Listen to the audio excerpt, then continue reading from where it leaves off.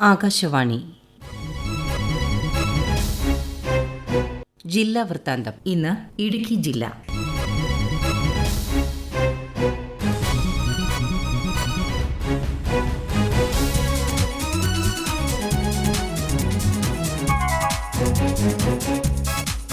ജില്ലാ വിശേഷങ്ങളുമായി ആകാശവാണി പ്രതിനിധി രതീഷ് കൃഷ്ണ. മഴക്കാലം മാറി കുളിർകാലം ആരംഭിച്ചതോടെ മൂന്നാറിൽ വിദേശ സഞ്ചാരികളുടെ തിരക്ക് വർദ്ധിക്കാൻ തുടങ്ങി. ട്രെക്കിങ്ങും സൈക്ലിങ്ങും ഉൾപ്പെടെയുള്ള സാഹസിക വിനോദങ്ങൾക്കാണ് വിദേശീയർ മുൻഗണന നൽകുന്നത്. രാവിലെ തുടങ്ങുന്ന ട്രെക്കിംഗ് കിലോമീറ്ററുകൾ താണ്ടി വൈകിട്ടോടെയാണ് അവസാനിക്കുക. സ്പെയിൻ, ബെൽജിയം, ഇംഗ്ലണ്ട് തുടങ്ങിയ രാജ്യങ്ങളിൽ നിന്നുള്ള സഞ്ചാരികളാണ് ഭൂരിഭാഗവും. ഇത്തവണ വിദേശ സഞ്ചാരികളുടെ എണ്ണത്തിൽ വർധനവുണ്ടായിട്ടുണ്ട്. കുടുംബത്തോടൊപ്പവും ഗ്രൂപ്പുകളായും എത്തുന്നവരാണ് അധികവും. സൈക്കിൾ സൗകര്യം ഒരുക്കി നൽകാനും വനമേഖലകളിലടക്കമുള്ള ട്രെക്കിങ്ങിന് അവസരമൊരുക്കുന്ന പരിശീലനം നേടിയ വഴികാട്ടികളും മൂന്നാറിലുണ്ട്.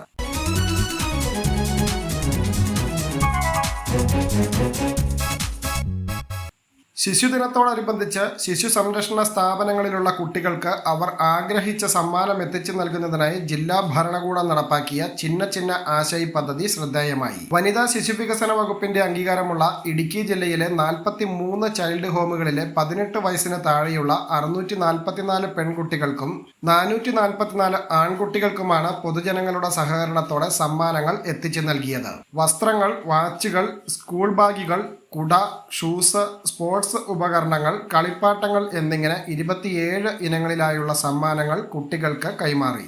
ഇനിയും സമ്മാനങ്ങൾ നൽകണമെന്ന് ആഗ്രഹമുള്ളവർക്ക് ചൈൽഡ് ഹോമുകളിലെ കുട്ടികൾക്ക് പൊതുവിൽ ഉപയോഗിക്കാൻ കഴിയുന്നവ കളക്ടറേറ്റിലോ താലൂക്ക് ഓഫീസുകളിലെ കളക്ഷൻ സെന്ററുകളിലോ നേരിട്ട് എത്തിക്കാമെന്നും ജില്ലാ കളക്ടർ വി വിഘ്നേശ്വരി അറിയിച്ചു.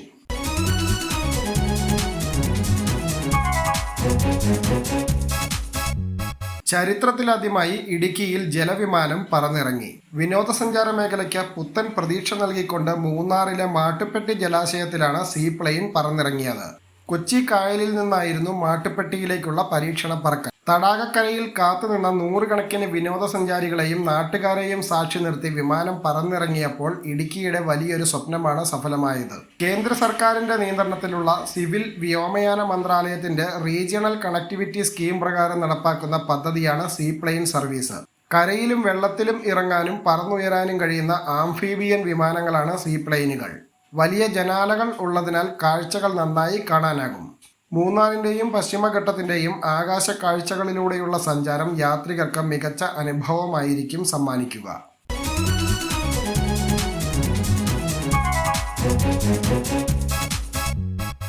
മറയൂരിൽ 30,000-ലധികം ചന്ദനത്തൈകൾ നട്ടുപിടിപ്പിച്ച് വനം വകുപ്പ്. ചന്ദനമരങ്ങളുടെ എണ്ണത്തിലുണ്ടായ കുറവ് നികത്തുന്നതിൻ്റെ ഭാഗമായാണ് വനം വകുപ്പിൻ്റെ നടപടി. മറയൂർ റേഞ്ചിലെ നാച്ചിവയൽ ചന്ദന റിസർവിന്റെ കീഴിൽ വരുന്ന കോഴിപ്പണ്ണ, നാച്ചിവയൽ, കല്യാണ മണ്ഡപം, കുപ്പനോട, അക്കരശീമ എന്നിവിടങ്ങളിലായി 17 ഹെക്ടറോളം സ്ഥലത്താണ് പുതിയ ചന്ദന തൈകൾ നട്ടുപിടിപ്പിച്ചത്. 2020-21 കാലയളവ് മുതൽ 2024 വരെ 30,620 തൈകൾ നട്ടതായാണ് ഔദ്യോഗിക കണക്ക്. ഇന്ത്യയിൽ സ്വാഭാവികമായി ചന്ദനമരങ്ങൾ വളരുന്ന ഏക സ്ഥലമാണ് മറയൂരിലെ ചന്ദനക്കാടുകൾ.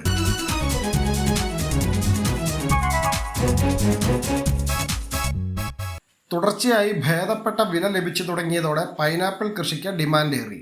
ഭൗമസൂചികാ പദവി ലഭിച്ച ഉൽപ്പന്നമായ പൈനാപ്പിളിന് വില ഉയർന്നത് കർഷകർക്ക് ആശ്വാസമാണ്. ഉൽപാദനം കുറയുകയും ഉത്തരേന്ത്യൻ വിപണികളിൽ ഡിമാൻഡ് കൂടുകയും ചെയ്തതുമൂലം പൈനാപ്പിളിന് മികച്ച വിലയാണ് ലഭിക്കുന്നത്. ഒരു മാസം മുമ്പ് പൈനാപ്പിൾ 10 വർഷത്തെ ഏറ്റവും ഉയർന്ന വിലയിലേക്ക് എത്തിയിരുന്നു. വേനൽ കനത്തതും കാലാവസ്ഥാ വ്യതിയാനവും മൂലം ഉൽപാദനത്തിൽ 30 മുതൽ 40 വരെ ശതമാനത്തിന്റെ കുറവുണ്ടായിട്ടുണ്ടെന്ന് കർഷകർ പറയുന്നു.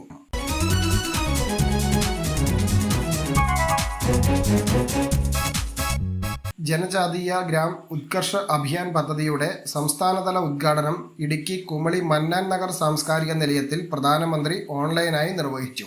കേരളത്തിൽ വയനാട്, പാലക്കാട്, കാസർഗോഡ്, ഇടുക്കി എന്നീ ജില്ലകളാണ് പദ്ധതിയിൽ ഉൾപ്പെടുന്നത്. 89 പട്ടികവർഗ ഗ്രാമങ്ങൾ കേരളത്തിൽ നിന്നും തെരഞ്ഞെടുത്തിട്ടുണ്ട്.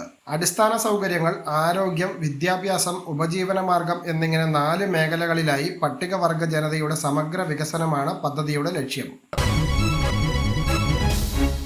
ജില്ലാ വൃത്താന്തം സമാപിച്ചു.